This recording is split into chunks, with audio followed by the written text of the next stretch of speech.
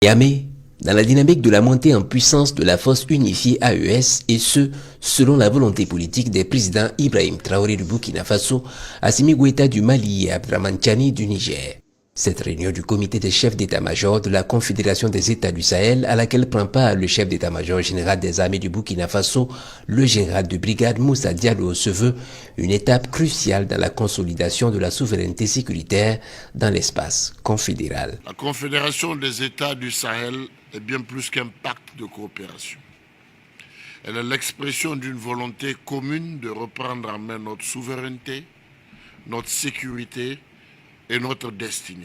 Notre rencontre de ce matin s'inscrit dans un contexte de lutte acharnée pour la survie de nos nations, pour la dignité de nos peuples et pour la reconquête totale de notre souveraineté. Cela exige de nous plus de coordination, plus d'efficacité opérationnelle et surtout une confiance mutuelle sans faille. À ce jour, l'état-major intégré de la force unifiée s'installe, gage de l'engagement résolu des trois États à bâtir une force sahélienne souveraine, efficace et interopérable. Les défis sont grands, mais les défis ne sont pas au-dessus de nos capacités. Donc c'est l'objet même de la création vraiment de cette de la force unifiée.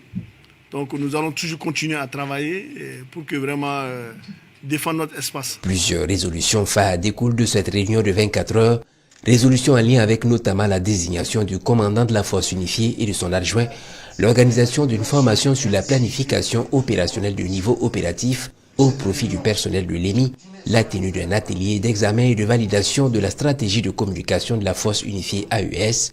Par ailleurs, instruction est donnée au chef de l'état-major intégré d'effectuer des visites de terrain auprès des bataillons en cours de génération afin d'en évaluer la préparation opérationnelle avant le déploiement effectif. Il est question pour nous donc de nous assurer que tout le personnel et les moyens sont mis en place, que la génération des forces est effective, afin que d'ici la fin de l'année, le commandant de la force soit installé et que déjà la planification puisse commencer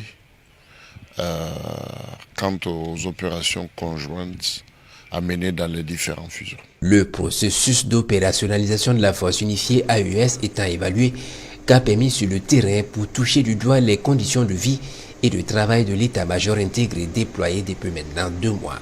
Occasion pour le comité des chefs d'état-major de féliciter le chef de l'état-major intégré et son personnel pour le travail déjà abattu dont les premiers résultats sur le terrain sont déjà visibles. Le personnel est exhorté à poursuivre la planification des opérations dans la lutte contre les groupes terroristes présents dans l'espace AES.